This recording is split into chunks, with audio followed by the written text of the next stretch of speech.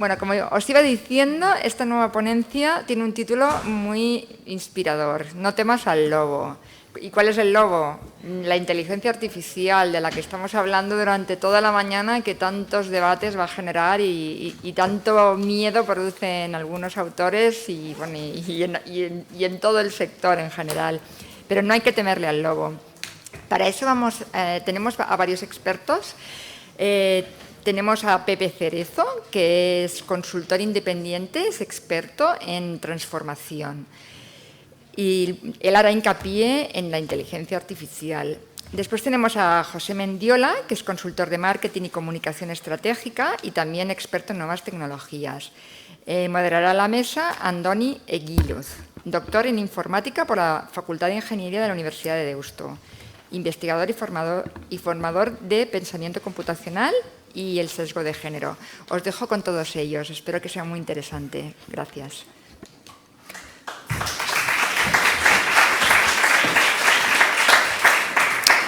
Gracias por la presentación. Kaixo, bienvenidas, bienvenidos.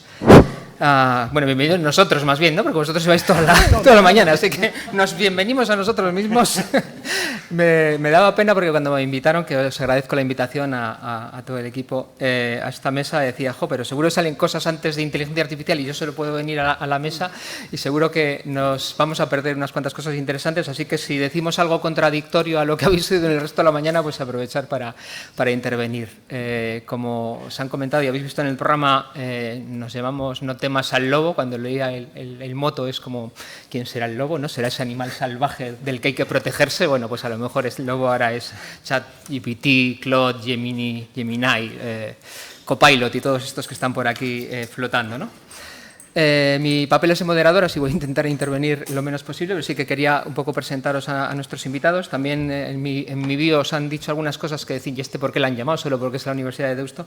Y bueno, sí, efectivamente estoy aquí cerquita, pero aparte, bueno, me ha tocado desde marzo de 2023 coordinar al equipo de inteligencia artificial de la Universidad de Deusto. O sea que digamos que llevo año y medio enfrentándome a ese lobo, así que si en algún momento puedo aportar algo, pues también encantado, pero en principio, sobre todo, tengo el placer de presentaros a nuestros invitados. La idea que teníamos en este ratito es hacer pues un poco un diálogo con algunas preguntas que lanzaré, pero ir tomando notas o ir apuntando cosas y en la última parte a ver si tenemos unos minutitos también para que podáis intervenir y hacernos las preguntas que veáis oportunas.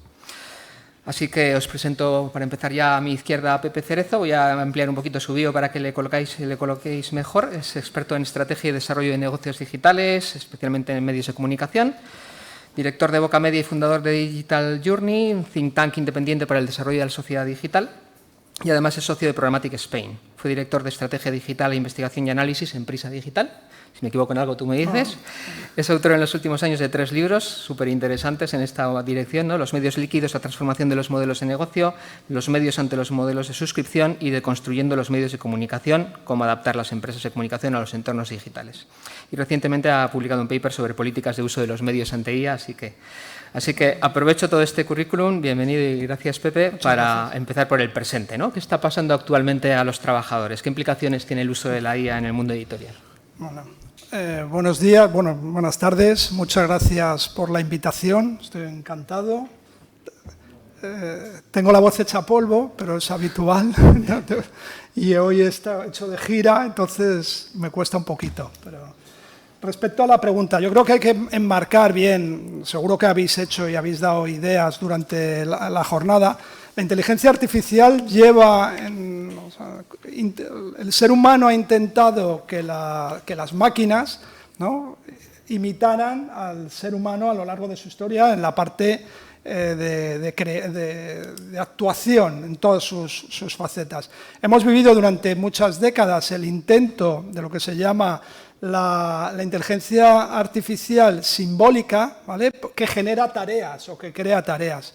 El gran salto que se ha dado en los últimos 5 años, y 2 y pico desde la llegada del lanzamiento público de ChatGPT, es de la parte subsimbólica y de la creación, ¿no? La creación, siempre hemos intentado el ser humano crear, lo que consigue la tecnología, el estadio actual de la inteligencia artificial generativa, que es muy compleja en términos de la maquinaria, de entender los vectores, cómo funciona, pero básicamente el cambio fundamental es que genera outputs en función de unos inputs, de unos datos, y crea algo. Esa creación de datos puede ser una foto, puede ser un vídeo, puede ser un libro, puede ser lo que queramos crear. Y este es un cambio sustancial. Los que nos hemos dedicado al mundo de los contenidos, llámalo información, llámalo creación, editores, músicos, lo que queráis, la tecnología, la llegada de la digitalización, mejor dicho, lo que hizo la llegada de Internet es que modificaba en la cadena de valor la distribución y, por tanto, la monetización. Eso ha sido un tsunami, ¿no?, que se lo digan a los medios de comunicación y a los editores. Pero estamos en un punto de inflexión aún más, que es en esa cadena de valor. Ahora lo que interviene también es en la creación, algo que es único y pionero a lo largo de la historia. Entonces, si vemos que nos cambian la distribución, la monetización y la creación, nos han cambiado la cadena de valor, nos han cambiado todo, la estructura de lo que teníamos. Con lo cual, estamos ante un cambio sin precedentes. Podemos compararlo a la electricidad, lo que queramos, no sé, siempre hay muchas teorías, pero creo que es sin precedentes. Y además a una velocidad y a un impacto global, ¿no? Por eso se llaman tecnologías exponenciales, por su cambio no es aritmético, sino exponencial, ¿no? Hoy salía ya, hay un dato, ya tiene ChatGPT más suscriptores que el New York Times. O sea, gente que paga a ChatGPT más que al New York Times. Eso es un cambio también. Entonces, dicho eso, ante ese escenario, decir, joder, ¿qué hacemos? ¿Huimos? ¿No? Es complicado, además la tecnología es compleja, además son 4 o 5 grandes empresas. Bueno, ante eso, y ese es el lobo, lo primero es tener conocimiento, qué está pasando, ¿no? Análisis crítico, creo que ese es el primer punto de partida. Ante ese análisis crítico siempre hay visiones súper optimistas de los tecnólogos, los que muchos nos llevamos 20, 30 años diciendo cómo va a ser el mundo, y súper positivos, viendo el lado positivo de la tecnología, ¿no? Joder, acordaros de lo bueno que eran las redes sociales hace 15 años, ¿no? Con todo el levantamiento, bueno, todo lo que significaban y lo que significan ahora. Entonces, yo lo que vengo a decir es que la tecnología no es buena ni mala ni per se, pero sí los entornos que creamos y cómo la utilizamos, y cuando hablo de entornos, significan entornos legislativos, y entornos profesionales, es decir, las organizaciones, algo fundamental. No era lo mismo antiguamente llamado Twitter, ¿no? X, cuando era de sus fundadores, que lo que es ahora, ¿vale? Es la misma tecnología, pero el uso es diferente, ¿vale? Y con significados muy potentes. Y los modelos de negocio. Y luego el uso que hacemos como ciudadanos de esa tecnología. Entonces creo que lo primero, para poner en situación, porque eso va a afectar a nuestros trabajos, a la política, lo estamos viendo, va a afectar a muchos factores. Volviendo a la pregunta, que era cómo va a afectar a los empleos, si nos cambian la distribución, la monetización y la creación, evidentemente va a haber una transformación. ¿Cómo es el grado de transformación? Pues depende, no sabemos todavía. Va a depender precisamente de esos factores regulatorios, de las organizaciones, de muchos factores. Y estamos en el momento de cómo queremos que sea ese modelo. Europa ha hecho una apuesta importante por crear un reglamento, que luego entiendo que hablaremos. Creo que es un paso frente a los críticos que critican cualquier tipo de regulación de tecnología. Creo que es un paso adelante, seguramente es insuficiente, pero frente a no haber regulación, frente a no crear un marco de actuación, creo que es un buen paso. Entonces, ese marco va a afectar también a los empleos, a cómo queramos que sea la industria. Ahora, de repente, hay un plan de industrialización de hierros, ¿no? Offline, del mundo material. Bueno, en función de cómo queramos que sea, podemos hacer también una reindustrialización digital hacia donde queremos ir. Y creo que ese es el planteamiento inicial de partida. Muy bien, gracias, Pepe. Unos cuantos vectores que ya ha mencionado Pepe, a ver si podemos entrar luego en alguno de ellos. A mi derecha os presento a José Mendiola Zuriarrain, donostiarra, 55 años, recién cumplidos ayer. Luego le podéis felicitar si conversáis con él después de la mesa. Es licenciado en Ciencias Económicas en el campus de Donosti de esta universidad. Ha desempeñado puestos de responsabilidad en el área de marketing de diferentes empresas y desde 2007 lo compagina con el ámbito editorial. Es cofundador de la sección de tecnología del Confidencial y colaborador habitual del País también en tecnología, y también realiza labores de consultoría de comunicación en empresas diversas como Mapfre o Visa. Es autor de un libro sobre la red social Twenty, que parece que ha pasado una vida ya desde lo de Twenty, ¿no? Y en febrero de este año ha publicado, junto con Ana González, El arte de vivir más lento, que le decía antes que me tiene que enseñar, porque eso todavía no lo he aprendido con Planeta. Entonces, enlazando ya la pregunta, José, en esa utilización que estamos empezando a pergeñar, que decía Pepe, ¿cuáles son los principales desastres que crees que se están cometiendo en la aplicación en el mundo editorial? Bueno, yo venía, he tomado un café con Andoni antes y decía, bueno, yo aquí he venido a aprender de los dos porque soy el único, todavía, no sé si conocéis la serie, bueno, si conoceréis la serie de Friends, Chandler, no conseguía, su madre no sabía a qué se dedicaba. A mí me pasa un poco lo mismo, yo hice empresariales. Acabé trabajando en la empresa, me metí en el mundo editorial y ando un poco, pues, mis amigos todavía, pero ¿qué haces en Bilbao y tal? Entonces, poniéndome ya desde el lugar de periodista, porque a mí la llegada de ChatGPT pues me cambió también, como decía Pepe, es un cambio de paradigma a nivel de usuario impresionante. Y para mí yo empecé a utilizarlo y estaba comentando antes con Andoni. Voy a mezclar otro tema aquí porque yo creo que viene a cuento a nivel de la economía. Lo que es en el cambio de paradigma está teniendo lugar una precarización del empleo a nivel editorial. Entonces, me explico. Con la llegada de la inteligencia de ChatGPT, para entendernos, lo que ha sucedido es que muchos medios dijeron, Tat, esta es la mía, ¿para qué voy a pagar a un tío una nómina de tantos euros al mes? Si apretando un botón, y es que es así además, como hemos comentado antes, tú a ChatGPT le dices, escribe un artículo sobre marketing que toque estos puntos y te lo redacta. Y es que es así. Entonces, hubo muchos medios que, bueno, bastante osados, que se lanzaron a publicar artículos sin ningún tipo de supervisión. Entonces, claro, ¿qué ha pasado? Lo podéis imaginar, un auténtico desastre. Yo he traído aquí un ejemplo que os lo voy a leer ahora. Claro, ChatGPT, una vez que lo utilizas con frecuencia, ya lo reconoces luego. No sé si habéis visto la película Yo Robot. Es que me acuerdo, porque en esa película hay un robot que que se le va la pinza, que se rompe totalmente el modelo y están todos los robots alineados. Y entonces el policía, que es Will Smith, le dice, has cometido un fallo. Entonces el robot sale de la línea. Y en ChatGPT pasa lo mismo.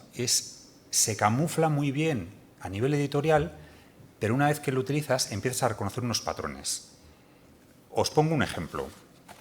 No voy a decir el medio porque no quiero hacer sangre, al final es por corporativismo, pero un accidente en Zamora. Entonces, yo me llamó la atención el titular, es un medio digital, Investigación abierta tras el trágico accidente en Zamora. Y dije, ¿una investigación? Bueno, puede haber un atestado, ¿no? Hasta donde yo sé va la policía.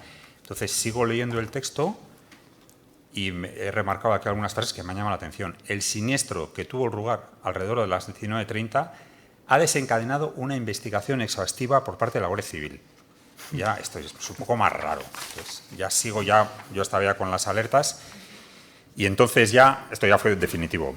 En un antetítulo de un párrafo, investigación en curso. Se busca esclarecer los hechos. Están buscando al asesino Y por si había pocas dudas, ya al final, y esto ya es definitivo, lo vais a reconocer enseguida, otro antetítulo. El dolor en la comunidad, un llamado a la reflexión. Entonces, un llamado en español de España no lo utilizamos. O sea, es correcto. Entonces, nosotros le vimos las orejas al lobo antes, porque ChatGPT en España es con idioma latino. O sea, entonces, y luego también hay una serie de coletillas que vienen heredadas del inglés. El no solo, sino. Entonces, hay una frase, he sacado ese artículo también. Ángel Blanco no solo ofreció datos técnicos sobre el accidente, sino que también expresó sus condolencias a los familiares. Huele de lejos. siguiendo con desastres editoriales, yo conozco además a un periodista que trabajaba ahí, Gizmodo en español, es un medio de tecnología que tenía, a mí me gustaba muchísimo, ahora lo llevaban 3 personas y el 31 de agosto de 2023 deciden despedir a todos, despedir entre comillas, hablamos de precarización porque son freelance. Me vais a escuchar bastante quejarme como freelance, pero es que he venido calentito. Como fue mi cumpleaños ayer, pues ya como a la vejez de Iruela. Despidió a todos los editores y pulsó automáticamente el botón ChatGPT. Un auténtico desastre. Recuerdo un artículo en concreto, no sé si conocéis el medio Diverge, de Verge, es un medio de tecnología muy conocido, que hablaba sobre el iPhone y tal. Entonces, la réplica creada por el bot decía, el iPhone tiene una cámara tal, según la verga. O sea, imaginaros el desastre. O sea, ahí no había ningún humano que había supervisado algo tan básico como esta traducción literal. Otro medio, y este fue ya totalmente sangrante, hay una especie de marca en Estados Unidos que se llama Sports Illustrated. Este medio pues, es muy conocido, una gran referencia. Y volviendo a lo que os decía antes de la economía, lo que hizo es lo mismo. Mira así de reojo a ChatGPT, pues esta es la mía. Pero no lo hizo directamente. Tuvieron la habilidad, o la cagada, si me permitís la expresión, de subcontratar a una empresa que le generara el contenido. Fijaros qué degeneración o sea, como lector, saber que estás leyendo un artículo que no está escrito por ningún periodista del medio, sino que está subcontratado. Pero ahí no termina la historia, porque empezaron a descubrir que los artículos estaban creados por autores que no existían, con fotos creadas con deepfake y con contenido inventado. Entonces, claro, después usted tuvo que salir y decir, esto, disculpar, no ha sido fuera, el comité editorial dijo, no sabemos esto, tal. Entonces, con esto os quiero decir, y ya como en parte cabreada, yo soy autónomo, espero que no haya ningún jefe mío por aquí, si me estáis grabando.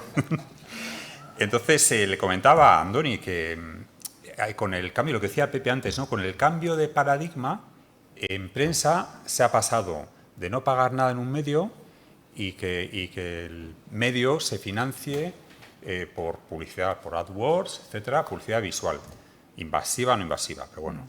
Y entonces era una época dorada. Yo llegué a ganar muchísimo dinero en ese momento porque éramos pocos los que... Yo empecé en 2007 a escribir. Después, con la crisis de la inversión en publicidad en prensa, no os voy a meter mucho rollo, se pasó al modelo paywall. El paywall, que es, como sabéis, es la modelo de suscripción. Para entrar en la mayoría de las noticias, de país, el mundo, etcétera, tienes que pagar un abono.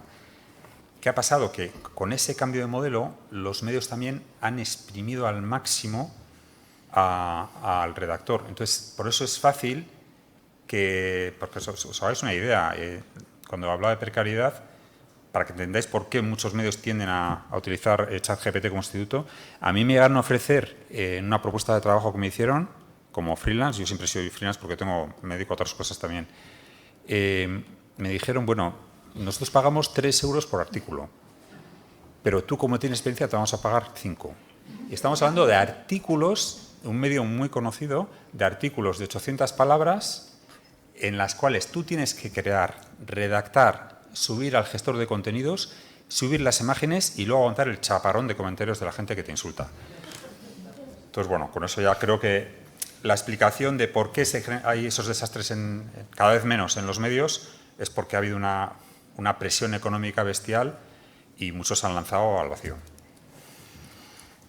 Tremendos los dos ejemplos, los desastres, ¿no? En esta situación, Pepe, de desastres, ¿qué riesgos estamos asumiendo en el uso de la IA y qué retos tenemos para los derechos de autor y todo el mundo del que venimos? Sí, pero también quería, porque si no, nos está quedando un comienzo de que el lobo es muy peligroso. Entonces vamos a reconducir, vamos a reconducir al lobo, si queréis. Pero sí es verdad, todo lo que ha contado José es verdad, pero también se está aplicando ahora mismo la inteligencia artificial en el 80-90% de las redacciones y de forma más o menos, de lo que yo conozco, bastante, siempre que esté supervisada, se está utilizando de forma bastante correcta. El 90% de los titulares de los grandes medios en digital pasan por ChatGPT para orientarlos al SEO, por ejemplo, ¿vale? O sea que eso es una oportunidad que se está haciendo. Seguro que habéis hablado todos los ejemplos que hay en el mundo editorial, ¿no? Para crear un libro. Ahora mismo, para hacer una noticia, y comparto todo lo que tú dices de la precariedad, pero ahora para crear noticias, toda la parte de documentación, de artículos que podrías tardar una semana, artículos de análisis que podías tardar una semana, te ahorran muchísimo tiempo. Y en otros factores que no visualizamos, están sacando muchas noticias a partir de los datos, ¿no? Eso que se llama periodismo de datos, que es que te llega el caso más representativo, que fue Wikileaks. Cuando llega Wikileaks no te llegan 50 páginas o te llega un pendrive con infinidad de documentos que son códigos, no hay ni una palabra. Todo eso se hizo la transcripción gracias a, no existía la ChatGPT, pero a inteligencia artificial, ¿vale? Entonces se está utilizando y hay gente que la está utilizando bien. Ha habido un aprendizaje rapidísimo. Yo ayudo a algunas empresas creando, por ejemplo, códigos de conducta, ¿no? Que no se publique nada utilizando herramientas de inteligencia artificial sin que se supervise. Esta semana ha habido, y lo habréis visto, en El País un caso, y era de que se ha hecho una publicación, la defensora del lector ha creado, y no se había hecho con ChatGPT. Se había hecho un redactor que no estaba bien supervisado, era un becario, ¿no? También por la precarización. Por lo cual, la tecnología, nuevamente, cuando la utilizas bien, funciona, ¿vale? Dicho eso, los riesgos son grandes, ¿vale? Si no hay esa supervisión, uno elemental es que la inteligencia artificial generativa crea algo que se llama alucinaciones. Como se basa en función de una serie de datos, la algoritmia y los modelos vectoriales, te puede dar, si no tiene los datos adecuados, o incluso llegado el caso, siempre te va a dar una respuesta, casi siempre, pero puede ser que no sea real, que se lo invente. Pasa mucho en el mundo de las leyes, se inventa leyes, ¿no? Le puedes decir, ¿qué pasó con el caso de Brunson contra Martínez? Y no existirá seguramente ese caso, pero se lo inventa y te da todo eso. Las alucinaciones son muy peligrosas. Entonces, eso es uno de los riesgos. El otro riesgo, que tiene que ver también mucho donde os desempeñáis vosotros, los editores, es el plagio, ¿no? Cuando tú creas un contenido con inteligencia artificial, está tomando información de otros, ¿no? Y ahí esa información, ¿cuánto hay de creatividad real de que el algoritmo, que la inteligencia ha creado o que ha copiado, ¿no? Ha copiado de 100 años de soledad y de repente quieres hacer un artículo y te lo mete. Quien dice 100 años de soledad dice de otro artículo de otro periodista del campo. Entonces es otro riesgo, hay que supervisar. Funciona mal la generativa con los datos, por ejemplo, y las estadísticas, tal como estamos utilizando, lógicamente. Que ahora al principio cada vez mejor. Sí, todo esto además hay que decir, hasta hoy a las 2:05 cualquier cosa puede pasar. Han anunciado hoy, ayer mismo, han anunciado que va a empezar a pensar. Sí, o sea, siempre decíamos ya está activa la versión. que la inteligencia artificial, como la entendemos, es tonta, no razona. Lo que se está probando es que puede razonar en términos de, que es uno de los grandes problemas que tenía la inteligencia artificial, cómo la educamos y cómo autoaprende, ¿no? Y cómo transfiere ese conocimiento a otros aspectos. Eso no se podía hacer hasta ayer, no sabíamos que se podía hacer, ahora empezamos a ver. Entonces cualquier cosa puede variar y nos tendremos que rectificar. Pero sí es verdad que va mejorando infinitamente, pero ese riesgo existe. A mí los riesgos mayores que existen tienen que ver, por una parte, con la desinformación, es decir, crear contenido que es falso y que no sabemos qué es, ¿no? El caso más típico y que ya conocemos, los vídeos de Obama diciendo cualquier cosa que no es él, y quien dice Obama puede ser de cualquiera de nosotros, ¿vale? Ese creo que es un riesgo. Tiene que ver también con cómo se distribuye. Creo que no podemos entender la inteligencia artificial en el mundo de la creatividad sin eso que es mal llamado economía de la atención, que son cómo se distribuye y monetiza a través de otras plataformas. Pero no quiero abrir más melones. Entonces, creo que ese riesgo y cómo se monetiza todo eso, a quién pertenece, ¿no? Si se ha basado y se ha enriquecido un modelo con los contenidos, con vuestros contenidos o con mis contenidos o con los del New York Times. Por eso el New York Times pone un pleito. Creo que va a ser muy importante cómo se desempeñe, qué va a pasar. Luego hablaremos de regulación. Vale, me la apunto. Y entonces esos son, creo, 3 de los aspectos. Y el fundamental, que era lo que partía al principio, es cómo va a afectarnos como sociedad al trabajo. Hay datos que dicen que puede afectar al 60% del empleo creativo, es decir, siempre que ha habido transformaciones tecnológicas, han afectado a empleos manuales. La llegada del tractor, ejemplos hay miles. Es la primera vez que una tecnología, porque el ordenador como tal aupó, no cambiaba, o sea, facilitaba ciertos, pero no, el banquero o el bancario que estaba en una ventanilla le facilitaba, pero no tenía que haber alguien.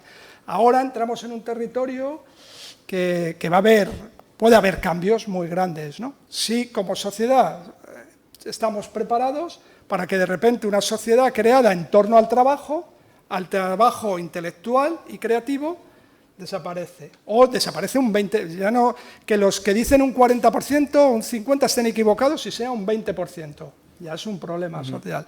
Y que afecta a abogados, a traductores, pues a lo mejor no a los que hemos visto hoy, pero podría afectar a esos traductores que están empezando. O periodistas, pues decía el ejemplo de Gizmodo, pero MSN hizo lo mismo, cerró. Entonces, bueno, ¿habrá nuevos empleos? Sí. El tema es, esto va tan rápido, si somos capaces, y ese es el lobo, ¿no? Si somos capaces, y ahí el legislador tiene que estar muy atento. Gracias, Pepe. Ya veis que el tema da mucho de sí, no nos va a caber, ¿no?, en los pocos minutos que tenemos, pero bueno, intentaremos irlo cubriendo. Por alusiones, José, decía Pepe hace un momento que si lo utilizas bien, funciona, ¿no? ¿Crees que podrías encontrar la manera de recomendar cómo utilizar esa IA de una forma legal, ética, correcta? Sí, sí. Yo no me escondo, yo soy suscriptor de ChatGPT y gran parte de lo que hago en todos los ámbitos de mi trabajo, yo hago muchas cosas, como he dicho antes, soy el Chandler de la cuadrilla, pues utilizo yo básicamente lo que hago es ese ahorro de tiempo que decía Pepe, que es bestial, que para mí es lo más transformador de la inteligencia artificial, ha sido sustituir Google por ChatGPT. Ya no le pregunto a Google, oye, ¿cuántos accidentes ha habido tal para que me dé un medio? Le hago la pregunta utilizando el lenguaje natural, que para mí es la gran disrupción de la inteligencia artificial, que tú le puedes preguntar, oye, ¿qué ha pasado en tal? Y te responde. Luego, claro, luego estás temblando por lo que ha dicho Pepe, que igual se ha inventado... Pero bueno, más o menos te va cuadrando lo que es la pelota. Y entonces es una forma, yo lo utilizo, como digo, a diario. Es una suscripción que pago muy a gusto, que entiendo que funciona muy bien. Todavía no he experimentado mucho con la generación de imágenes, pero también me gustaría adentrarme un poco en... Y yo creo que está siendo un cambio de paradigma tal, lo veníamos comentando antes en la cafetería, que es que el mundo no va a ser igual. O sea, estamos hablando de... Yo ayer, antes de preparar la presentación, venía pensando en los grandes cambios que ha tenido la tecnología que hemos tenido la suerte de vivir, y uno de ellos fue la llegada del iPhone. El iPhone fue presentado en 2007 y entonces en aquel momento, acordaros la situación en la que estábamos, Nokia era el número 1, seguido de BlackBerry, eran móviles que tenían teclado físico y entonces, fijaros hasta qué punto puede ser arriesgado hacer predicciones, hemos hablado antes también de eso, que Steve Ballmer, el que en aquel tiempo era el CEO de Microsoft, tiene un vídeo en YouTube con 5 millones de visualizaciones que le pesa, y en ese vídeo sale riéndose a mandíbula batiente del iPhone, diciendo, un móvil sin teclado, con una pantalla enorme, por $1.000, ja, ja, ja, ja. Ha tenido que hacer un montón de entrevistas después para rectificar. Entonces, yo creo que estamos en una situación ahora mismo que es la misma. La inteligencia artificial ha llegado para cambiar el mundo. No sabemos hasta qué punto nos está cambiando el mundo. Los que tenemos la suerte de dedicarnos un poco a la tecnología, pues estamos aprovechando, pero es que por detrás están cambiando las cosas. Lo que decía Pepe, despachos de abogados, hay un montón de... Es una herramienta que tú pagas, bueno, creo que tiene un uso gratuito además, ¿no? No, bueno, hay una parte gratuita, pero cada vez más es de pago. De pago. Eso sí, puedo hacer una predicción. Pagaremos por utilizarla. Yo ya pago. No hay nada gratis. Te quiero decir que es una cosa que no tienes que ser informático, ni tú entras en ChatGPT, te suscribes y empiezas a utilizarlo. Y te vas dando cuenta que aquello, oye, pues yo, por ejemplo, en mi libro he utilizado ChatGPT, no para generar contenido, ojo, sino para verificar, por ejemplo, le metía párrafos enteros y, oye, que igual hay una falta de concordancia, entonces verifícame esto, y entonces, pero sugiéreme. Entonces me decía, tal. Lo que antes haría con un autocorrector, ahora ChatGPT te lo hace de una manera mucho más. Y lo bueno que tiene además, bueno, si ya lo habéis utilizado ya lo conoceréis, que tú puedes mantener un diálogo con ChatGPT. El otro día, hemos comentado antes, y yo le dije, no sé qué tal, la capital de tal es, la capital de China, me dijo, es Shanghái, te has equivocado. Me dice, ay, sí, perdona. Entonces, puedes establecer un diálogo de tal forma que vas centrando tú, por eso es lo que decía Pepe antes, que es interesante el trabajo, los vectores de información que le das tú a la plataforma para que te genere el contenido que estás buscando. Y sí, hemos empezado un poco cáceres diciendo que esto es un desastre, que tal, pero no, es una herramienta muy positiva, es un lobo al que se le puede sacar mucho provecho, pero es como un cuchillo de cocina. Te sirve para cortar las patatas, pero también puede matar. Entonces, la clave es esta, no nos va a matar, ¿no? Bueno, hay teorías que dicen que... Ahora hablaremos de la legislación, pero la película Yo Robot, el robot malo se dedica a repartir estopa por todas partes. Sí, todavía no he leído ninguna noticia en prensa de alguien que se haya suicidado después de una conversación con ChatGPT, pero no me extrañaría nada que ya hubiera pasado. Ya sabéis que hay mucha gente que lo utiliza como psicólogo personal, lo cual, pues bueno, tiene sus cositas, ¿no? Gracias, compañeros. Has hablado antes, Pepe, del plagio, ¿no? Y llevamos décadas en un mundo en el que conocemos y sabemos lo que es los derechos de autor, ¿no? Y estamos asistiendo en los últimos meses a una serie de acuerdos entre plataformas y medios para entrenar los modelos de IA generativa. ¿Dónde crees que nos va a llevar eso? Vale. Ese es otro de los debates. Del paper que escribí último va por eso, y creo que es muy fundamental.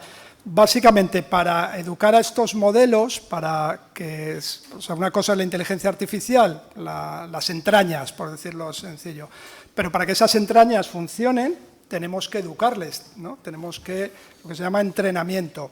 Y para entrenar a esos modelos, tenemos que meterles muchísimos datos, ¿vale? Por eso se llaman modelos de gran escala de datos, ¿no? Esos datos, ¿vale?, tienen que salir de alguna parte. Lo que no sabíamos durante unos años es que esos datos, para entrenar a esos modelos, los han utilizado de Internet. Chupaban y no lo sabía nadie, no lo sabían ellos, pero datos con derechos de autor.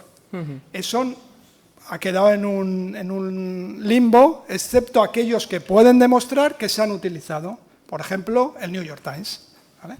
El New York Times, dice ustedes, hay otros, pero el New York Times es el que marca en ese posicionamiento y hace una querella contra OpenAI.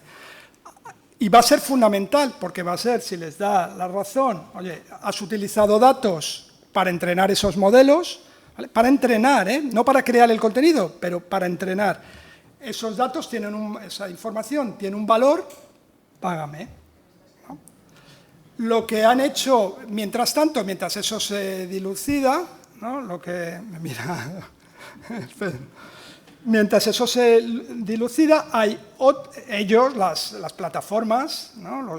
Las plataformas son las empresas tecnológicas que son propietarios de esos modelos, que han empezado a negociar porque la gasolina para que la inteligencia artificial generativa funcione bien son datos, y además teras de datos. O sea, no es unos datos, o sea, megabases de datos, ¿no? Y en tiempo real, o sea, necesitas cada vez datos. O sea, no te vale que le formes una vez o que le hayas educado, le hayas entrenado y ya está. Tienes que entrenarle constantemente. Por eso, vuestros datos, vuestros contenidos, tienen un valor, pero relativo. Entre otras cosas, porque mayoritariamente ya la han utilizado, ¿no? O sea, Ana Karenina ya la han utilizado, ¿no? El equivalente, todo eso que es una parte muy mínima. Por eso los medios de comunicación, que son las únicas estructuras, hay otras, se nutren también de todos los datos de la Unión Europea, por ejemplo, o sea, de todos los organismos, esos datos también tienen mucho valor. Para traducciones, por ejemplo, ¿no? La Unión Europea pagamos entre todos que todos los documentos estén en 7, 8, 25 idiomas. Eso lo están chupando, ahora yo creo que ya no. Entonces, los medios de comunicación, o sea, las plataformas negocian con los medios de comunicación, han empezado con los líderes de cada país para negociar el uso para el entrenamiento, ¿vale? Esto que suena bien porque es una fórmula de monetizar, en España, y es dato conocido, es el país, o sea, es el grupo Prisa, ¿vale? En Francia Le Monde, en Alemania Axel Springer, etcétera, etcétera, ¿vale? Plantea dudas, porque no sabemos, ese tipo de contratos son opacos, ¿vale? No sabemos ese uso, cómo se educa y qué tipo de sesgos crea, porque si el modelo se hace solo con la información de un medio, el que sea, puede tener esos sesgos, ¿no? Entonces, eso genera también competencia, porque ¿va a ser solo con el de un medio? ¿Va a ser con todos? Eso. Entonces, eso que parecía una buena noticia, que negocien los medios para crear relaciones unilaterales, que es otro tema, no como industria. Mi crítica es que no se hace como industria, no digo que no se negocie, digo que no se haga como industria, ¿vale? Igual que vosotros, si tú negocias de, oye, pues si me das lo que sea por mi catálogo, por pequeño que sea, y negocio, pues para el que negocia está bien. Pero como modelo genera riesgos, estos que planteo. Y entonces es en la que estamos ahora mismo. Va a ser fundamental la sentencia del New York Times. Esperemos qué pasa, porque a lo mejor otros que dicen que es que el New York Times lo está haciendo para negociar al alza, que sería bueno para el New York Times, pero no para establecer un marco jurídico, porque además crearía legislación, o sea, y va a ser muy importante, ¿vale? Porque van a tener que seguir generando datos creados por humanos, porque la otra fórmula que se ha probado es que la propia inteligencia artificial, que los propios modelos se enriquezcan con contenidos generados por inteligencia artificial, pero lleva a una perversión de lo que hablábamos antes es como hacer una fotocopia 1000 veces, ¿no? Del original para entendernos. Al final, pues no se parece en nada. Ese es otro de los riesgos que existen. Entonces, yo creo que es regulación muy importante a nivel europeo y que son muy importantes ese tipo de contratos. Por una parte, cuanto más transparentes fueran, mejor, ¿vale? Y qué implicaciones tienen para competencia y para formulación a futuro de sesgos. Vale, pensando en esto, los modelos que acabas de comentar, Pepe, has mencionado antes a Steve Ballmer. ¿Te atreves a hacer de Steve Ballmer y pronosticar el modelo de negocio hacia dónde va a ir? Y luego dentro de unos años te lo recordamos. Si no se me está grabando, sí. Yo creo que yo soy muy optimista. Hemos empezado, como hemos comentado, criticando, ¿no?, las fauces del lobo, pero yo creo que es una herramienta muy poderosa y va a cambiar, está cambiando ya. Bueno, yo soy un columnista, yo no estoy gestionando un medio, pero está cambiando ya el modelo de negocio de una manera que la obtención de información desde el punto de vista editorial va a ser mucho más rápida, esperemos que más precisa, y eso va a repercutir en yo creo, una gestión de noticias más dinámica, más actual, más veraz, si no la caga ChatGPT. Pero claro, yo también soy optimista desde el punto de vista del lector. ¿Y por qué lo digo? Porque ahora ya, con esto de las fake news, de las fotos deepfake, que ya no sabes qué es real y qué no es real, yo creo que se nos ha activado a todos, se nos está activando poco a poco una alerta.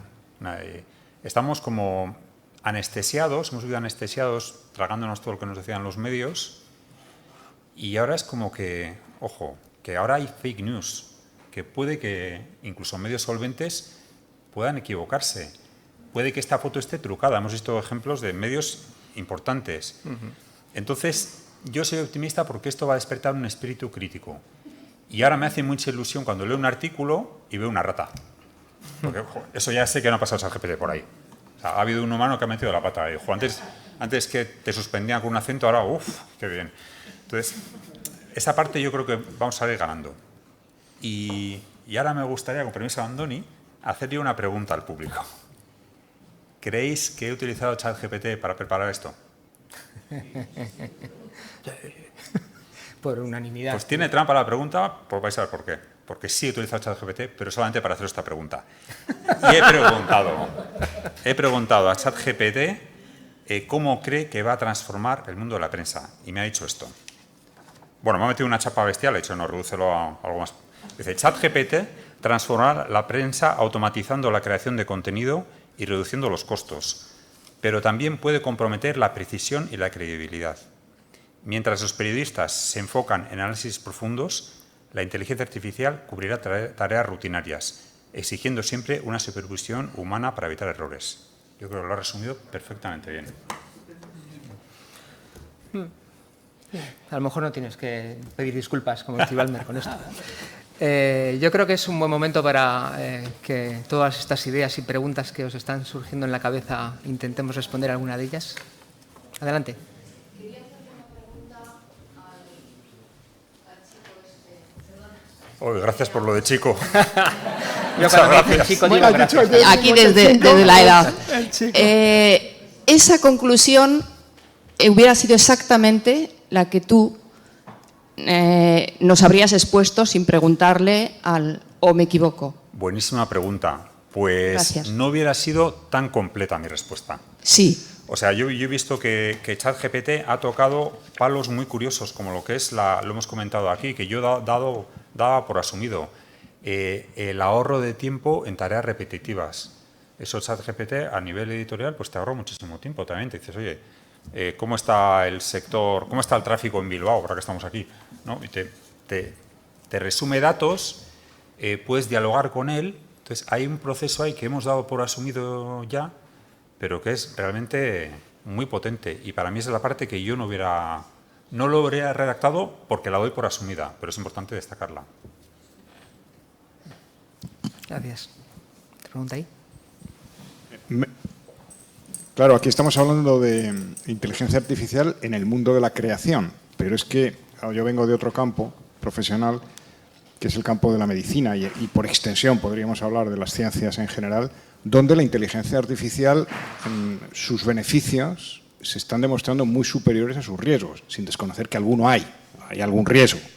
Pero claro, el acopio de tal volumen de información en tiempo real, con tanta capacidad de precisión, facilita muchísimo, por ejemplo, todo lo que es el diagnóstico. No sustituye al profesional sanitario, que luego tiene que gestionar ese diagnóstico cara al paciente, pero le da tal volumen de trabajo hecho, con un nivel de confianza tan grande en el manejo de los datos, con un nivel de error tan pequeño o nulo, que de verdad, en fin, a veces mirando el mundo de la creación se nos olvida, vemos esta punta del iceberg, pero se nos olvida todo lo que hay por debajo, que hace, en mi modestísima opinión, que la inteligencia artificial ciertamente nos vaya a cambiar el mundo y esto sea imparable. O sea, estamos en otra. Bueno, Creo que será el mensaje, ¿no? Sí, perdona, pero una cosa, un inciso, tú sabrás mejor además, Google tiene una herramienta en el ámbito de la salud para la detección precoz del cáncer y debe estar salvando un montón de vidas. Yo lo leí y es todo eso, lo que comentas, tu análisis de datos. Claro, ahí el riesgo, por ejemplo, es fomentar el autodiagnóstico. Pero bueno, Claro. Este sería el riesgo, que con todo siendo un riesgo, se puede pagar y se puede compensar por los beneficios que se obtiene sin tratamiento regular normal de Sin duda. Pepe, querías. Sí, no, que estoy de acuerdo. O sea, que quería mantener que hemos puesto el foco en los riesgos, pero las oportunidades son impresionantes. O sea, somos tecnólogos, o sea, venimos de ese mundo, ¿no? O sea, que en eso totalmente de acuerdo. Yo solo matizaría que sí va a poner en riesgo algunos empleos dentro de la sanidad, pero bastantes. Muchos. Y eran sectores que no se preveían. Yo lo que pongo el foco es que era gente que no preveía que la tecnología le iba a cambiar, porque pensábamos precisamente hace 5 años que no les iba a modificar, les pone. Pero hemos dicho, en el mundo de la publicidad, los copies que hacen, ahí va a ser muy profundo el cambio.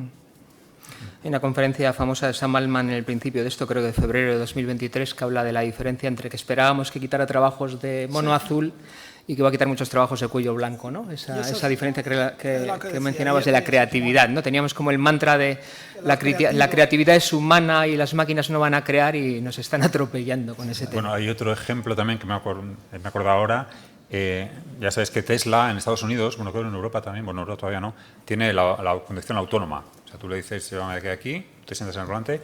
Entonces, claro, los casos de accidentes mortales han sido muy llamativos. Pero salió Elon Musk diciendo, ojo, pero ¿cuántas vidas has salvado? Es un poco en la línea de, al final, es cierto que se puede ver el riesgo al autodiagnóstico en la salud, es cierto que un coche autónomo te puede estampar contra la pared, pero si tú coges el volumen de todos los beneficios, coste-beneficio, tengo clarísimo que superan los beneficios. Sí, que estadísticamente tienes menos probabilidades de estrellarte contra la pared con un coche autónomo que con tu propia conducción. Eso está demostrado. Gracias. ¿Alguna otra pregunta? Había por ahí una mano. Sí, en relación con lo que decía el compañero de la información para medicina, simplemente apuntar que el domingo pasado escuché en una sección que tiene de ciencia la SER, a las 10 de la mañana, con 2 científicos, hablaban de una aplicación de inteligencia artificial que acotaba únicamente a textos científicos avalados la información que generaba con las búsquedas. Os pregunto si os consta que pueda haber otro tipo de aplicaciones en relación con otros sectores, en el que pueda estar la información más acotada, más validada y, por tanto, que genere menos riesgo la búsqueda y la utilización de los datos. Gracias. Gracias. Hay en todos los sectores, o sea, en todos los sectores. Y estamos, además, las oportunidades de negocio están surgiendo ahora a partir de estos megamodelos, ¿no? Son todas las capas que se están creando en cada uno de esos sectores. Habéis visto hoy uno específico para vosotros. En cada uno de los sectores hay aplicaciones, ahora mismo hay newsletters específicas que te van relatando nuevas aplicaciones que es imposible seguirlas todas. Entonces, si pides alguna en concreto, pero hay infinidad y todo el mundo está desarrollando.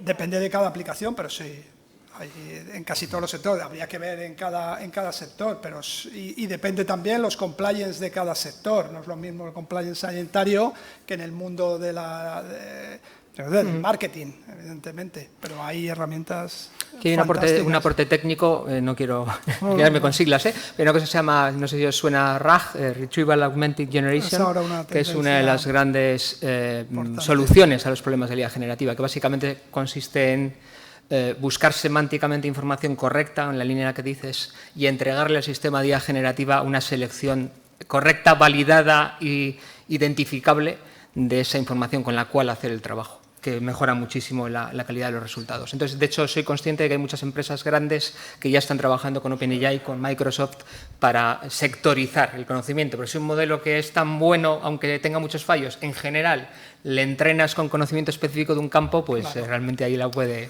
Bueno, hay una herramienta que utilizamos, bueno, que la padecemos todos los días, que es el servicio de soporte.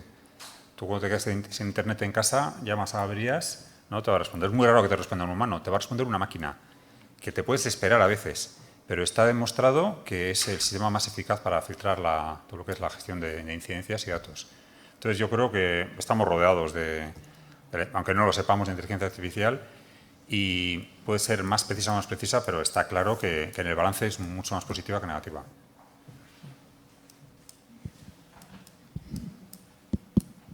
Eskerrik asko a los tres. por la brillantez en los contenidos. Me vais a permitir haceros una pregunta muy concisa que va a ser un poco el contrapunto a lo que últimamente el grupo de preguntadores estábamos ofreciéndoos para que respondierais. Yo soy psiquiatra, soy médico. Evidentemente el GPT y la inteligencia artificial generativa está ya, no va a estar, sino que está ya generando pensamiento, o lo va a hacer, no lo sé, vosotros sabéis mejor que yo. En el mundo de las ideas, ¿pensáis que estamos a salvo de que estas máquinas nos puedan proteger de lo que llamamos los falsos pensamientos, es decir, los prejuicios que la humanidad siempre ha tenido desde su inicio en el momento actual, o creéis que este es un grave problema? Eskerrik asko. Eskerrik asko. ¿Quién quiere coger? Bueno, Filosofía, ¿no? Es una sí, que es interesante la pregunta. muchas gracias. Yo creo que al final, lo que comentaba antes del cuchillo, ¿no? Puede ser un arma de doble filo. Aplicado, yo no sé en el ámbito de la psiquiatría, me suena que he leído algo, pero sí que hay una serie de procesos de automatización que detectan casos de crisis de factores de suicidio, etcétera. Yo soy muy optimista. Yo creo que la inteligencia artificial y estos sistemas bien alimentados, bien nutridos de información, lo ha demostrado Google con lo que es la detección precoz de cáncer de mama. En el ámbito de la psiquiatría estoy convencido de que puede ser así. Luego, otra cuestión es, claro, lo que comentabas, ¿no? Los pensamientos, ideas negativas. Ahí ya es un poco, yo entiendo que es un trabajo más de cada uno, espiritual, de que se alimente. Las redes sociales son un desastre. Yo ayer me metí en la cama a la noche, estaba súper a gusto, entro y ¡qué horror! Me quedé, veis un montón de información que hay que ser ahí más, desde una parte de lo que decía Pepe, más filosófica, uno se cuida un poco su parcela de ánimo y tal, y lo demás, la inteligencia artificial en el ámbito de la salud, yo creo que puede ser un arma súper poderosa. Pensamos siempre que la tecnología nos va a resolver los problemas que hay en una sociedad, ¿no? La tecnología puede ayudar en algunos planteamientos, optimización de procesos, mejora del tráfico, podemos decir miles, ¿no? Detección del cáncer previo, pero hay otros factores socioculturales, económicos, ¿no? Por eso decía yo que cómo regulemos. Twitter es magnífico en un momento dado, para decirlo concretamente, las revueltas árabes, si considerábamos que era el paradigma que iba a ayudar a la democracia, y fijaros en lo que se ha convertido, ¿no? Entonces, no podemos dar a la tecnología per se, ni a la inteligencia artificial, por mucho que evolucione, la solución a otros factores, ¿no? Es decir, ¿por qué las sociedades tienen, lo vemos en los jóvenes, uno de los problemas más importantes es el problema social, no sé si la palabra, no es psiquiátrico, es de, ¿cómo se dice? De salud mental. El problema de la salud mental. La salud mental, hay una parte que tiene que ver las redes sociales, otra vez que tiene que ver el precio de la vivienda, hay otro que tiene que ver, o sea, no podemos delimitar, no nos va a resolver, para resumir, los problemas sociales que tenemos. Nos podrá ayudar en unos sentidos u otros, pero si no establecemos qué uso se puede hacer sobre la inteligencia artificial, los problemas se van a mantener o se van a incrementar, ¿vale? No pensemos que vamos a meter una palanca y va a mejorar el precio de la vivienda, ¿no? No nos va a salvar de nosotros mismos, ¿no? Acordaos que aprende de nosotros, con lo cual todos los sesgos, lo has comentado antes, están ahí. Entonces, no, que sea mejor que nosotros todavía, respondiendo a tu pregunta, creo que todavía estamos lejos de eso. Que probablemente llegue, pero es un poco futurología. La IA actual no es capaz de resolver nuestros problemas porque ha aprendido de nuestros sesgos y de nuestros problemas, con lo cual probablemente sea más capaz de reproducirlo que de resolverlos. Sí, no sé si la organización tenemos tiempo, estamos ya fuera de hora, ¿queréis ya que vayamos cerrando? ¿O alguna pregunta más? ¿Hay tiempo para otra? Vale. Bueno, os estaba oyendo y me estaba acordando de una película, Blade Runner. Bueno, hay un momento en el que Harrison Ford se está enamorando de la chica y tal, pero no sabe si es replicante o no replicante y tal. Y dice, bueno, pues vamos a ir a cenar y qué bonito va a ser, no sé qué. Y sí, la otra muy contenta y tal. Y dice, tomaremos perro frito, luego un sándwich de no sé qué y tal. Y cuando a la tía le parece súper normal comer perro frito, es cuando se da cuenta de que realmente no es humana. Entonces, ¿cómo vamos a distinguir lo que es inteligencia artificial y lo que es humano? Porque el perro frito no... Bueno, en el ámbito de la prensa ya se ve claramente, en todos los modelos son muy burdos, o sea, los ejemplos que he puesto son redacciones que no vienen a cuento, por ejemplo, en un accidente de tráfico, hablar de investigación, esclarecer hechos, hay cosas que cantan mucho. Se irá afinando, seguro. Entonces, claro, yo ahí creo que van a pasar dos cosas, que están pasando ya. Que los medios serios están aplicando filtros muy potentes en todo lo que sale en portada. Sí, yo puedo decir que yo escribo para El País y os aseguro que lo que es, desde que sale de mi ordenador el artículo hasta que llega y se publica, pasa por, 20.000 ojos. Si hay alguna duda te llama. O sea, hay un control exhaustivo de lo que se publica. Y luego, por otro lado, lo que he comentado antes, va a haber un creciente espíritu crítico en el lector porque ya no tiene claro lo que le pasa a Harrison Ford con la replicante, si es humano o no. Entonces, eso va a animar también a aumentar, o sea, a estimular el nivel de exigencia del lector ante los medios, que a su vez se van a ver obligados a dar contenido de más valor añadido. O sea, yo creo que va a subir todo un poco. Yo ahí creo que llegará un momento que no lo superamos diferenciar, no podremos diferenciarlo, ya es difícil, o sea, ahora todavía, de hecho hay herramientas basadas en ChatGPT que te hacen que los textos, no se lo digáis a vuestros hijos en el instituto, que te hace que eso que nos dicen todos los profesores, no, yo lo paso y determina, hay ChatGPTs, o sea, aplicaciones sobre ChatGPT que hacen que no parezca que se pueda determinar que es ChatGPT. Entonces, yo lo que creo es que no sé si eso va a ser en el futuro relevante o no. Es decir, si es relevante, o sea, lo irrelevante es si la información es buena o no, o es desinformación. Me la haga una máquina o me la haga un periodista que le interesa hacer. Entonces, creo que llegará un momento muy próximo en que no sabremos diferenciarlo, pero la clave será la otra, saber cómo regulamos y cómo controlamos que cuando alguien ha hecho desinformación esté penalizado. No porque si no podemos penalizar a alguien que hace buena información porque ha utilizado inteligencia artificial y penalizar al que hace porque es humano, ¿no? Pues igual es mejor Blade Runner que se enamore y que subiera, aunque comiera perro, ¿no? Otro que no comía y era un desastre y no se enamoraba. Pero es interesante Blade Runner porque lo que hace diferencial humano son los recuerdos. Y toda la película basa en que si tenemos recuerdos o no. Claro. Lo que es fundamental es de los datos de los que partimos, ¿no? Si esos datos en los que enriquecemos, ¿no?, de partida reducen lo que hemos hecho mal, pues los sesgos, intentemos reducir los sesgos, intentemos reducir todo eso que creemos como sociedad que nos ha hecho peores.